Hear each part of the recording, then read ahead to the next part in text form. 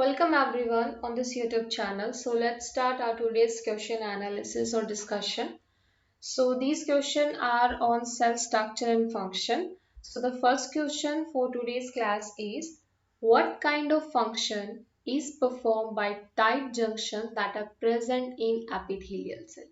आपसे पूछा गया है कि इनमें से कौन सा फंक्शन है जो टाइट जंक्शन परफॉर्म करते हैं। देखिए टाइट जंक्शंस क्या होते हैं।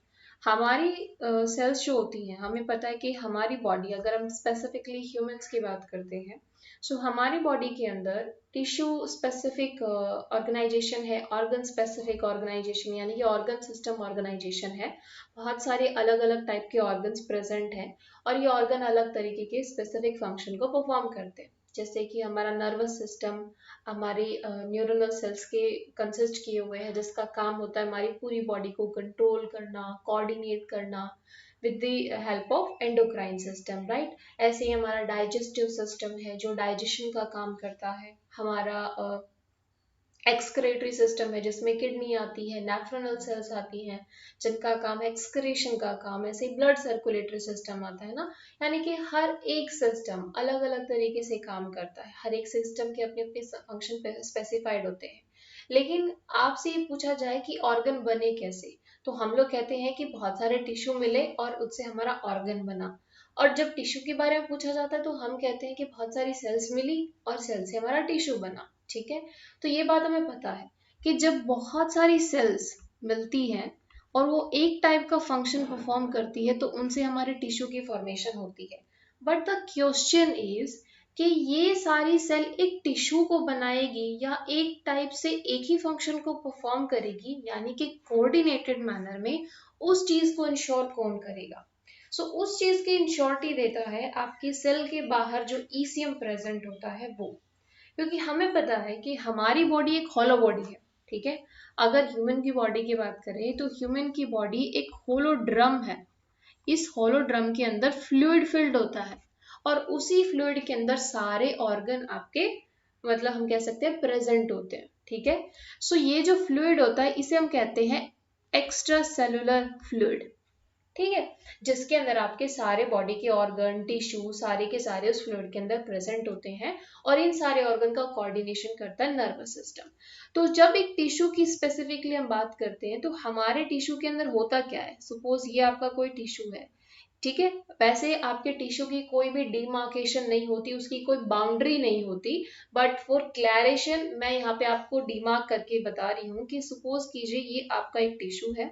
इस टिश्यू के अंदर ये अलग अलग टाइप की सेल्स प्रेजेंट है। ठीक है, और क्योंकि ये एक ही टिश्यू की सेल्स है तो एक ही टाइप का फंक्शन परफॉर्म कर रही है, इट्स जनरल। ठीक है, और ये एक ही टाइप का फंक्शन परफॉर्म कर रही है उसके लिए क्या चीज जरूरी है कि एक दूसरे के साथ कोऑर्डिनेट करे।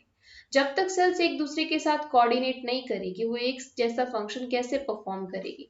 और अगर वो डिसिमिलर फंक्शन परफॉर्म करती है तो वो टिश्यू की स्पेसिफिक सेल्स हो ही नहीं पाएगी, है ना। आप इस चीज को ऐसे समझिए कि आप किसी क्लास में बैठे हो, आपको एक ग्रुप प्रोजेक्ट आपको दे दिया गया है। सो इस चीज के लिए जरूरी है कि वो ग्रुप प्रोजेक्ट पूरा हो, आपके ग्रुप के सारे मेंबर्स उसके अंदर एक्टिवली पार्टिसिपेट करें, है ना। जब तक सारे मेंबर एक्टिवली पार्टिसिपेट नहीं करेंगे और एक ही डायरेक्शन में काम नहीं करेंगे, आप क्या सोचते हो कि क्या वो ग्रुप असाइनमेंट या प्रोजेक्ट आपका कंप्लीट हो पाएगा? नो। इसलिए कोई भी टिश्यू का अपना फंक्शन जो परफॉर्म कर पाता है उसका मेजर रीजन यही होता है कि उसके अंदर जितनी भी अलग अलग टाइप की सेल्स होती हैं वो कोऑर्डिनेट करके काम करती हैं, एक ही टाइप से वो एक ही डायरेक्शन के अंदर फंक्शन परफॉर्म करती है। तो ये जो एक जैसा फंक्शन परफॉर्म करती है उसका रीजन होता है इनके बीच में जो एक्स्ट्रा सेलुलर मैट्रिक्स प्रेजेंट है ना वो। अब बात आती है ये एक्स्ट्रा सेलुलर मैट्रिक्स क्या है। देखो ये जो एक्स्ट्रा सेलुलर मैट्रिक्स होता है ना, ये एक नेटवर्क लाइक स्ट्रक्चर होती है। ठीक है, जो सेल के बाहर प्रेजेंट होता है। जेली नहीं कह सकते बिकॉज ये हमेशा मोशन में रहता है, फिक्स्ड नहीं होता, मोशन में रहेगा और इसके अंदर बहुत सारे प्रोटीन्स बहुत सारे आपके एंजाइम्स वगैरह प्रेजेंट होते हैं। मेनली इसके अंदर आपके प्रोटीन्स प्रेजेंट होते हैं और हम मेन प्रोटीन की बात करें तो कोलाजन, फाइबर, फाइब्रोनेक्टिन, लैमिनिन अलग अलग टाइप के यहाँ पे आपको प्रोटीन्स देखने को मिलते हैं। अब क्वेश्चन ये भी आता है कि मैं आपको इतनी सारी स्टोरी क्यों बता रही हूँ। तो देखिए, जब हम लोग सेल की बात करते हैं और एक्स्ट्रा सेलुलर मैट्रिक्स की बात करते हैं, हमने कहा कि टिश्यू के अंदर जो सेल्स है वो एक दूसरे के साथ कोऑर्डिनेट करती है और इस ईसीएम के साथ भी कोऑर्डिनेट करती है। तो एक सेल दूसरी सेल के साथ कोऑर्डिनेट करेगी तभी वो एक दूसरे के साथ कोऑर्डिनेट करेगी, तभी वो सिमिलर फंक्शन को परफॉर्म कर पाएगी। और ये जो सेल टू सेल कोऑर्डिनेशन है उसके लिए इनके बीच में बहुत सारे जंक्शंस बनते हैं, बहुत सारे इनके बीच में कनेक्शंस बनते हैं, जिन्हें हम कहते हैं सेल टू सेल कनेक्शन। ठीक है, right, cell to cell, oh sorry sorry sorry. और जब ये आपकी सेल मैट्रिक्स के साथ कनेक्ट करती है, मैट्रिक्स के साथ कांटेक्ट करती है, यानी कि मैट्रिक्स के साथ कनेक्शन बनाती है, तो हम उसे कहते हैं सेल टू मैट्रिक्स कनेक्शन। और ये कनेक्शन कैसे बनते हैं, उसके लिए आपकी सेल के अंदर अलग अलग टाइप के जंक्शंस होते हैं। उनमें से एक जंक्शन होता है हमारा टाइट जंक्शन। ठीक है, ये जंक्शन भी आपके अलग अलग टाइप के हो सकते हैं, ऑक्यूलेटिंग टाइप, एडहेरिंग जंक्शन, और उसके साथ एडहेरिंग जंक्शन के साथ साथ एंकरिंग जंक्शन, राइट। सो जो टाइट जंक्शन होते हैं, it is type of occluding junction. अब ऑक्यूलेटिंग जंक्शन का काम क्या होता है, या हम स्पेसिफिकली टाइट जंक्शन की बात करें, तो जो आपकी अगर एक टिश्यू है, उस टिश्यू के अंदर आपकी सेल्स प्रेजेंट है, let me change the pen colour, yes. So suppose ये आपकी सेल्स है, ठीक है, दो सेल्स प्रेजेंट है, तो ये दोनों सेल्स एक दूसरे के साथ ऐसे बाइंड हो सके, इसके लिए बनते हैं हमारे ओक्यूलेटिंग जंक्शंस। यानी कि ऐसे एक, मान लो ये आपकी दो सेल्स की वॉल है, ये आपकी दो सेल है और ये एक दूसरे के साथ ऐसे कनेक्शन बना रही है, ये हमारे होते हैं टाइट जंक्शंस। टाइट जंक्शंस यानी कि दो सेल्स को बहुत ही स्ट्रॉन्ग जंक्शंस बनाते हैं, उनको एक दूसरे के साथ टाइटली पैक करते हैं। ठीक है, सो ये आपकी जंक्शंस ना केवल आपकी सेल के सेल टू सेल कनेक्शन में हेल्प करते हैं, उनको एडेशन में हेल्प करते हैं, सेल टू मैट्रिक्स कनेक्शन में हेल्प करते हैं, और एक दूसरे के साथ कोऑर्डिनेशन में हेल्प करते हैं। इन टाइट जंक्शन का एक फायदा और होता है कि ये सेल को उनकी स्ट्रक्चर बनाने में भी, मेंटेन करने में भी हेल्प करता है। ईसीएम की भी अगर हम बात करते हैं, तो ईसीएम का भी एक मेजर फंक्शन यही होता है कि वो सेल को एक पर्टिकुलर शेप और फॉर्म प्रोवाइड करता है। ठीक है, ओके। सो इस क्वेश्चन का आंसर अभी आप फाइंड आउट कर सकते हो, what kind of function is perform by tight junction that are present in epithelial cell. और स्पेसिफिकली आपसे एपिथेलियल सेल की बात की है, तो मैं एपिथेलियल सेल के बारे में आपसे थोड़ा सा डिस्कस करना चाहूंगी। सो टाइट जंक्शन के फंक्शन की अगर बात करें, तो इनका काम होता है सपोर्ट एंड स्ट्रक्चर का। ठीक है, ओके। एपिथेलियल सेल की यहाँ पे बात करिए, तो हम एपिथेलियल सेल के कंसर्न में थोड़ा सा पॉइंट यहाँ से देख लेते हैं। तो देखिए, सबसे बेस्ट जो आपका फंक्शन है वो देखा जाता है हमारी बॉडी के अंदर, गट में, इंटेस्टाइन के अंदर। किसका फंक्शन, टाइट जंक्शन का फंक्शन। हमारी बॉडी के अंदर जो इंटेस्टाइनल लाइनिंग होती है, उसमें बहुत सारी एपिथेलियल सेल्स प्रेजेंट होती हैं, and all you know that in epithelial cells का काम होता है फूड का एब्जॉर्प्शन। जैसे ही डाइजेशन की प्रोसेस कंप्लीट होती है, इंटेस्टाइन के रीजन, जो इंटेस्टाइन की एपिथेलियल सेल है, जिनके सरफेस पर ऐसे माइक्रोविलाई प्रेजेंस होते हैं, ये क्या करती है, एब्जॉर्प्शन करती है, राइट। इतनी प्रोसेस आपको पता है। तो टाइट जंक्शन क्या करेंगे, ये जो एपिथेलियल सेल है उनके बीच में ऐसे टाइट जंक्शंस प्रेजेंट होते हैं। पहली चीज, ये दोनों एपिथेलियल सेल को बाइंड रखेंगे, ठीक है, उनको सपोर्ट करेंगे, स्ट्रक्चर मेंटेन करने में हेल्प करेंगे। मेजर फंक्शन क्या होगा, ये फूड के एब्जॉर्प्शन को भी इंक्रीज कर देते हैं। अब आपसे ये पूछा जाए कि एब्जॉर्प्शन कैसे इंक्रीज किया टाइट जंक्शन ने, तो टाइट जंक्शन क्या करता है कि आपका जो ये इंटेस्टाइनल ल्यूमन है, इसके अंदर आपका फूड प्रोडक्ट्स भी प्रेजेंट होते हैं और आपका वेस्ट मटेरियल भी होता है। बिकॉज इंटेस्टाइन से वेस्ट मटेरियल सेपरेट होके तो आपका लार्ज इंटेस्टाइन में जाता है ना, तो यहाँ पे जो फूड मटेरियल है, जो फूड प्रोडक्ट्स है, उनका एब्जॉर्प्शन हो जाएगा और जो वेस्ट मटेरियल है वो पास आउट हो जाएगा। तो उस एब्जॉर्प्शन में भी आपके टाइट जंक्शन हेल्प करते हैं, ताकि वेरी इफेक्टिव मैनर में आपकी जो ब्लड वेसल है उसके अंदर ग्लूकोज या जो भी न्यूट्रिशन मटेरियल है वो आराम से डिसॉल्व हो सके और सेल के अंदर सेल मतलब सर्कुलेट कर सके बॉडी के अंदर और सेल के पास ग्लूकोज का अमाउंट जा सके। क्लियर?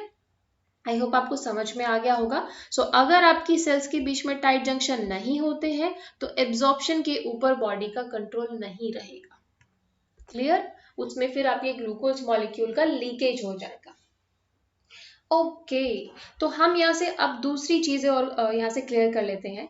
अब हमने जब बात करी है सेल टू सेल कनेक्शन की, ठीक है, तो सेल टू सेल कनेक्शन के साथ और भी तो क्वेश्चन आपके एग्जाम में आ ही सकते हैं। सो हम उसके बारे में थोड़ा सा यहाँ से देख लेते हैं। तो देखिए, हमने कहा ऑक्यूलेटिंग जंक्शंस होते हैं, यानी कि हमारे जो टाइट जंक्शंस हैं वो एक टाइप का ऑक्यूलेटिंग जंक्शंस है। अब ये ऑक्यूलेटिंग जंक्शन बने कैसे? बेसिक किसी भी चीज का बेसिक होता है प्रोटीन्स, ठीक है। मोस्ट ऑफ द केसेस में चाहे हमारे जंक्शंस हो, चाहे हमारे चैनल्स हो बॉडी के अंदर, चाहे कोई स्पेसिफिक एंजाइम हो, वो सारे प्रोटीन या नेचर के होते हैं, ठीक है। तो टाइट जंक्शन की जब बात करी जाती है तो फंक्शन तो हमें पता है, it stitch the cell together. इसके प्रोटीन की अगर बात करें, इसकी बेसिक यूनिट की बात करते हैं, तो ये बने होते हैं क्लोडिन और ऑक्यूलिडीन। सो जो ऑक्यूलिडीन है ये आपके टाइट जंक्शन का एक टाइप का प्रोटीन है, ठीक है। दूसरा जो प्रोटीन है उसे हम कहते हैं क्लोडिन। तो आपसे एग्जाम में ये पूछा जा सकता है कि टाइट जंक्शन को फॉर्म करने वाले प्रोटीन सिलेक्ट कीजिए, तो आप सिलेक्ट करोगे क्लोडिन और ऑक्यूलिडीन, ठीक है। और ये किस टाइप का जंक्शन है ये भी आपसे पूछा जा सकता है। So it is a type of occluding junctions. Occluding junctions का बेसिकली काम होता है दो सेल्स को स्टिच करके रखना एक दूसरे के साथ, ठीक है। अच्छा जी, गैप जंक्शन की बात करते हैं। देखिए, सेल्स के बीच में स्मॉल ना टनल्स लाइक स्ट्रक्चर्स होती है। ये tunnels like structure you can see, these are tunnels like structure. Tunnel का काम क्या होता है? कोई भी टनल होती है उसका काम होता है कि उसके थ्रू आप पास कर सकते हो। टनल्स के थ्रू आपका वाटर पास करता है ना, जनरल वे में मैं आपको बात कर रही हूँ। जब सेल्स के बीच में ये टनल्स लाइक स्ट्रक्चर जिसे हम गैप जंक्शंस कहते हैं इनकी बात करी जाती है, so these are fluid filled tunnel like structure. Gap junction से आपसे इवन CSIR के अंदर भी क्वेश्चन पूछा गया है कि जो गैप जंक्शंस होते हैं उनकी खास बात क्या होती है। तो गैप जंक्शन की खास बात ये होती है कि स्मॉल मॉलिक्यूल को पास होने देती है, स्मॉल मॉलिक्यूल को सेल टू सेल पास होने देती है, उनका ट्रांसफर होने देती है। And small molecules like water molecule and some ions, because all you know that कि सेल्स के बाहर जो सेल प्रेजेंट जो कवरिंग प्रेजेंट होती है जिसे हम प्लाज्मा मेम्ब्रेन कहते हैं, ये सिलेक्टिव नेचर की होती है। सो इसीलिए सेल के अंदर बहुत सारे जंक्शंस भी बनते हैं जो सेल टू सेल कनेक्शन को मेंटेन करके रखते हैं। उसमें से एक टाइप है हमारा gap junction. So gap junction किस टाइप का जंक्शन है? ये हमारा एक टाइप का cell to cell connection junction है, एक टाइप का एंकरिंग जंक्शन है। ये भी आपसे पूछा जा सकता है कि गैप जंक्शन किस टाइप का जंक्शन है? एंकरिंग जंक्शन है। क्लियर? नाउ अगर हम बात करते हैं डेस्मोसोम्स की, डेस्मोसोम्स का आप यहाँ से इतना शॉर्ट टर्म में याद रख सकते हो कि ये भी एक टाइप का हमारा intermediate, not intermediate, it's intermediate, एक second guys, okay,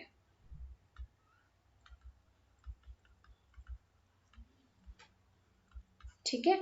yes, desmosomes की बात करें, it is another type of cell to cell junction form करता है ये। और डेस्मोसोम्स जो होते हैं ना, कुछ इस तरीके की आपको स्ट्रक्चर दिखेगी, सेल टू सेल कनेक्शन के लिए रिस्पॉन्सिबल है।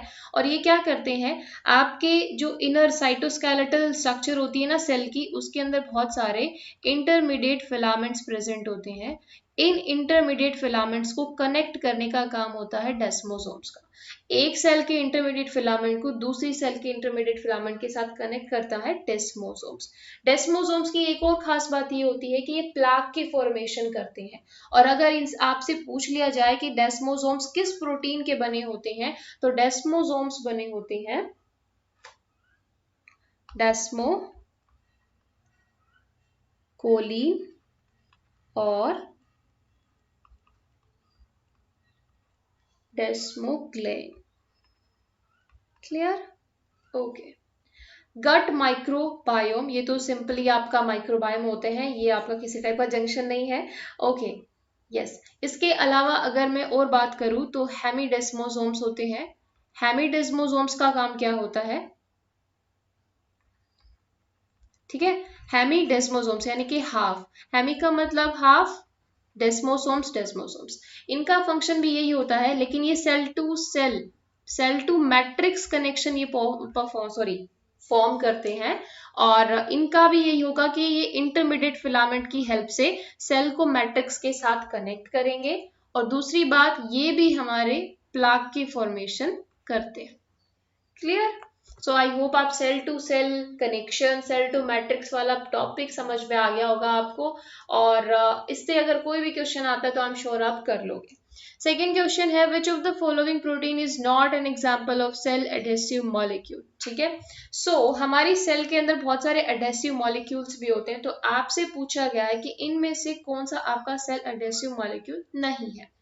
विंक्यूलिन, इंटीग्रीन, मायोसिन, टैलिन।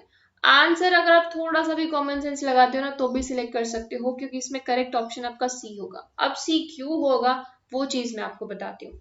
मायोसिन हमारा मसल्स में मिलने वाला प्रोटीन है, राइट? आप सभी को पता है एक्टिन और मायोसिन दोनों हमारे कहाँ मिलते हैं?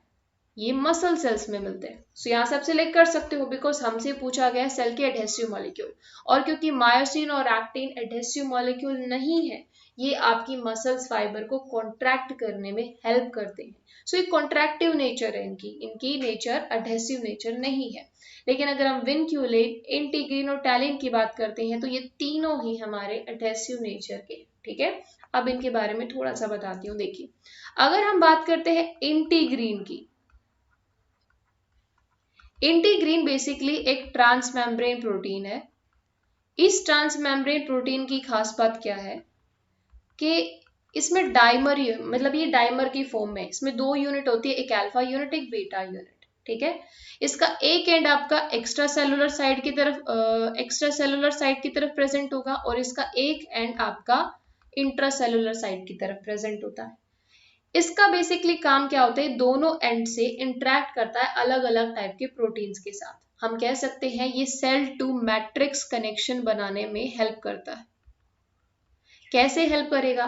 मैट्रिक्स के अंदर बहुत सारा कोलाजन फाइबर प्रेजेंट है, we already discussed about that. इतना सारा कोलाजन फाइबर प्रेजेंट होता है कि इवन एनिमल की अगर बात करी जाती है तो एनिमल बॉडी के अंदर मोस्ट अबंडेंट जो प्रोटीन है वो हमारे कोलाजन प्रोटीन ही होता है। ठीक है, तो ईसीएम के अंदर, एक्स्ट्रा सेलुलर मैट्रिक्स के अंदर बहुत सारा कोलाजन फाइबर प्रेजेंट होता है। लेकिन ये कोलाजन फाइबर डायरेक्टली आपके सेल के साथ इंटरेक्ट नहीं कर सकता, उसके लिए उसे कुछ प्रोटीन्स की हेल्प चाहिए होती है, और वो प्रोटीन होता है इंटीग्रीन। इंटीग्रीन जो सेल के सरफेस पर प्रेजेंट है एक ट्रांसमेम्ब्रेन प्रोटीन की तरह, कोलाजन बाहर प्रेजेंट है। अब कोलाजन इंटीग्रीन से डायरेक्ट इंटरेक्ट नहीं कर सकता, उसके लिए अगेन उसे कुछ प्रोटीन्स की जरूरत पड़ती है जिन्हें हम कहते हैं अडेप्टर प्रोटीन। तो इंटीग्रीन एक टाइप का अडहेसिव प्रोटीन है जो सेल के सरफेस पर प्रेजेंट होता है, जो आपके सेल को मैट्रिक्स से कनेक्ट करने में हेल्प करता है। इसके इनर साइड पर भी यहाँ पे कुछ अडेप्टर प्रोटीन्स लगे होते हैं जो इसे इनर साइड से एक्टिन फिलामेंट के साथ कनेक्ट करते हैं। बाहर ये कनेक्ट करता है या तो फाइब्रोनेक्टिन के साथ या फिर कोलाजन फाइबर के साथ, यानी कि ये सेल का मैट्रिक्स के साथ कनेक्शन बनाता है। ठीक है, तो यहाँ देखिए इंटीग्रीन है, इसकी अल्फा और बीटा सब यूनिट्स प्रेजेंट होती है। इसके इनर साइड के ऊपर बहुत सारे प्रोटीन्स हैं जो इसके साथ इंटरेक्ट करते हैं, जिसमें विनक्यूलिन आता है, अल्फा एक्टिन आता है, पैक्सिलिन आता है, टैलिन आता है। इन सभी प्रोटीन से आपसे क्वेश्चन पूछे जा सकते हैं।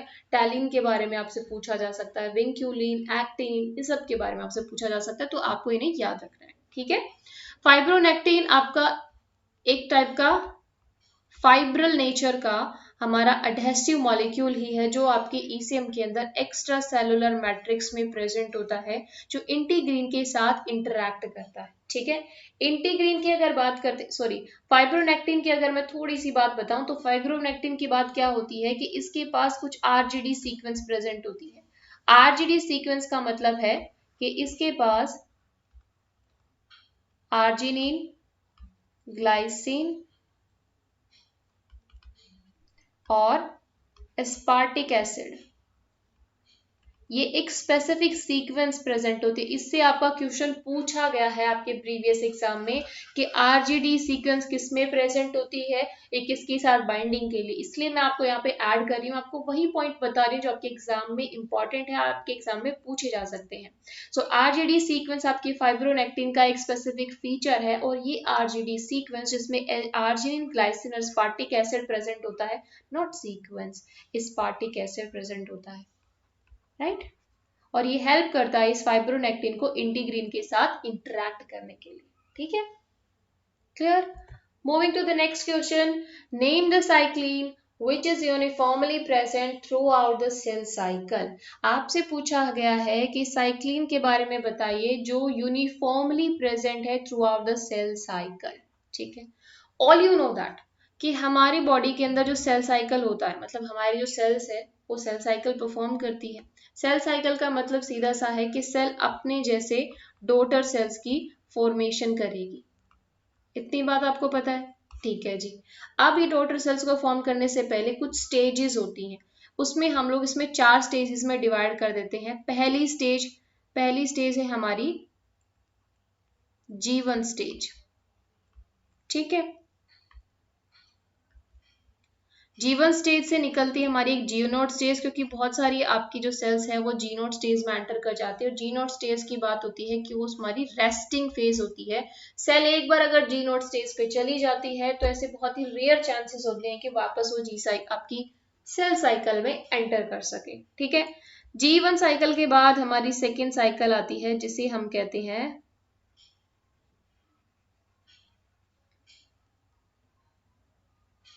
इस साइकिल को हम लोग बोलते हैं एस फेज।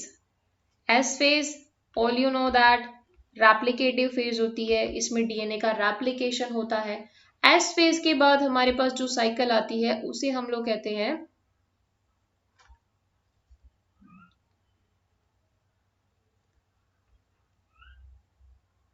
G2 phase. अब ये जो आपकी फेज मैं आपको बता रही हूं, ये आपकी सेल मतलब आपकी सेल इस सेल साइकिल में हर एक फेज में तभी एंटर करती है, उसके लिए कुछ कॉम्प्लेक्स होते हैं जो इसको हम लोग कहते हैं फेज ट्रांजिशन के लिए रिस्पॉन्सिबल होते हैं। अब देखिए, ये हमारी फेज हो गई एम फेज,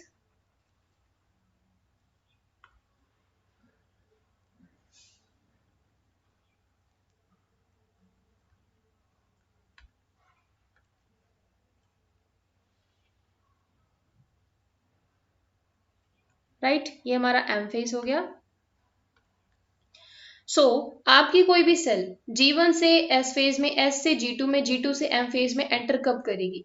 ये एंटर तभी करेगी जब यहाँ पे साइक्लिन CD के कॉम्प्लेक्स बनते हैं, ठीक है। अब ये साइक्लिन CD के कॉम्प्लेक्स क्या होते हैं? साइक्लिन CD के कॉम्प्लेक्स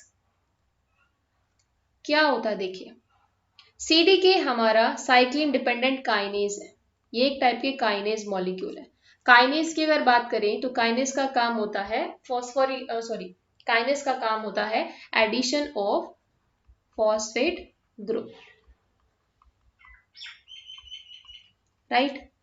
अब देखिए, काइनेज मॉलिक्यूल का काम है एडिशन ऑफ फॉस्फेट ग्रुप। अभी किसी ना किसी प्रोटीन के ऊपर तो फॉस्फेट ग्रुप का एडिशन कराएगा, जिसकी वजह से एंजाइम्स का एक्टिवेशन होगा और फेज ट्रांजिशन होगा। फेज ट्रांजिशन का मतलब साइकिल आपकी G1 से S में एंटर करेगी, S से G2 में करेगी। क्योंकि साइकिल को, कोई भी सेल साइकिल है या कुछ भी है, सेल को हमेशा क्या चाहिए होते हैं? कुछ सिग्नलिंग मॉलिक्यूल्स चाहिए होते हैं, सिग्नल चाहिए होता है, उसे स्टिमुलस चाहिए होता है। बिना स्टिमुलस के आपकी सेल कभी भी सेकेंड स्टेज के अंदर एंटर नहीं करेगी, चाहे वो कोई भी स्टेज क्यों ना हो। और उसके लिए मेन इंपॉर्टेंट रोल प्ले करते हैं साइक्लिन CDK कॉम्प्लेक्सेस। साइक्लिन जिसके अंदर एक रेगुलेटिव यूनिट होती है, ठीक है, एक रेगुलेटिव यूनिट का मतलब वो यूनिट जो रेगुलेट कर रही है, और किसको रेगुलेट कर रही है? CDK की एक्टिविटी को रेगुलेट करती है। तो हर एक फेज के अंदर अलग अलग, हमारे हर एक फेज के अंदर अलग अलग साइक्लिन CDK कॉम्प्लेक्स बनते। इस क्वेश्चन में हमसे ये पूछा गया है कि कौन सा साइक्लिन है जो यूनिफॉर्मली प्रेजेंट होता है throughout the cell cycle, पूरी सेल साइकिल में प्रेजेंट होता है। देखिए, हमारी सेल के अंदर cyclin A, cyclin B, cyclin D और E सारे टाइप के प्रेजेंट होती है, लेकिन ये फेज स्पेसिफिक होते हैं। जैसे कि let me first erase this, so that I can explain to you. ठीक है, अगर हम बात करते हैं G1 फेज की, G1 फेज के अंदर हमारा साइक्लिन प्रेजेंट होता है, साइक्लिन डी। अब ये साइक्लिन एक रेगुलेटिव यूनिट है, हमें मालूम है। अब ये रेगुलेटिव यूनिट किसके साथ बाइंड करेगा? सीडीके के साथ। लेकिन किस सीडीके के साथ ये बाइंड करेगा? ये बाइंडिंग शो करेगा सीडीके 4 और 6 के साथ। इनिशियल स्टेज पे यानी कि जब आपका G1 फेज स्टार्ट होता है उस टाइम पे ये बाइंड करता है किसके साथ? 4 के साथ, और उसके बाद ये बाइंड करेगा 6 के साथ। जैसे ही साइक्लिन सीडीके कॉम्प्लेक्स बना, यहाँ पे काइनेज की एक्टिविटी इंड्यूस हो जाती है, फॉस्फोरिल मतलब फॉस्फेट ग्रुप का एडिशन होता है, एंजाइम्स का एक्टिवेशन होता है और फेज ट्रांजिशन हो जाता है। सेल जो है वो G1 से एस फेज में एंटर कर जाती है। एस फेज में एंटर करने के बाद यहाँ पे कौन सा साइक्लिन काम करेगा? यहाँ पे जो साइक्लिन काम करने वाला है इट इज ए एंड ई, दो साइक्लिन यहाँ पे काम करते हैं। ठीक है, बाइंडिंग ये शो करते हैं सीडीके 2 के साथ, ये चीज आपको याद रखनी है। ठीक है, अब G2 फेज की जब बात आती है तो यहाँ पे हमारा कौन सा साइक्लिन काम करता है? यहाँ पे ए भी काम करता है और साथ ही साथ यहाँ पे बी भी काम करता है, जो कि बाइंडिंग शो करेगा सीडीके 1 के साथ। बी शो करेगा सीडीके 1 के साथ बाइंडिंग, और ए जो है ये सीडीके 2 के साथ बाइंडिंग शो करेगा। क्लियर? एम फेज की बात करें, एज सच एम फेज के अंदर कोई स्पेसिफिक साइक्लिन सीडीके कॉम्प्लेक्स नहीं बनता, लेकिन फिर भी ऐसा माना जाता है कि यहाँ पे जो हमारा साइक्लिन प्रेजेंट है इट इज साइक्लिन बी, क्योंकि कुछ अमाउंट यहाँ पे साइक्लिन बी का प्रेजेंट होता है जो कि बाइंड करता है सीडीके 1 के साथ। ठीक है, सो हमसे पूछा गया है कि यूनिफॉर्मली कौन सा प्रेजेंट है, तो जो आपका साइक्लिन यूनिफॉर्मली प्रेजेंट होता है it is cyclin D. Cyclin D आपका throughout the cell cycle present होता है, चाहे वो G1 फेज हो, एस फेज हो, G2 फेज हो या एम फेज हो, पूरी सेल साइकिल के टाइम पे साइक्लिन डी प्रेजेंट होगा। ठीक है, इवन अगर हम इसे ग्राफिकल फॉर्म में भी समझे तो आप देख सकते हो कि साइक्लिन डी का अमाउंट G1 से एम फेज तक यानी कि माइटोसिस तक throughout the cell cycle uniform रहता है। अगर साइक्लिन ई की बात करते हैं तो इसका मैक्सिमम अमाउंट आपको एस फेज में देखने को मिलता है। साइक्लिन ए का मैक्सिमम अमाउंट आपको G2 फेज में देखने को मिलता है, हालांकि ये आपका एस फेज और आपका एम फेज दोनों में ही अवेलेबल होता है। साइक्लिन बी ये हमारा मैक्सिमम कहाँ दिखाता है? माइटोसिस के टाइम पे, एम फेज के टाइम पे। आई होप इससे आपको क्लियर हो गया होगा साइक्लिन सीडीके कॉम्प्लेक्स के बारे में पूरा कॉन्सेप्ट। ठीक है, so for this lecture I think it is enough. So I hope guys आपको समझ में आया होगा। If you like this video please hit the like button, subscribe my channel and share my video. And अगर आपको कोई भी doubt होता है you can tell me in the comment section.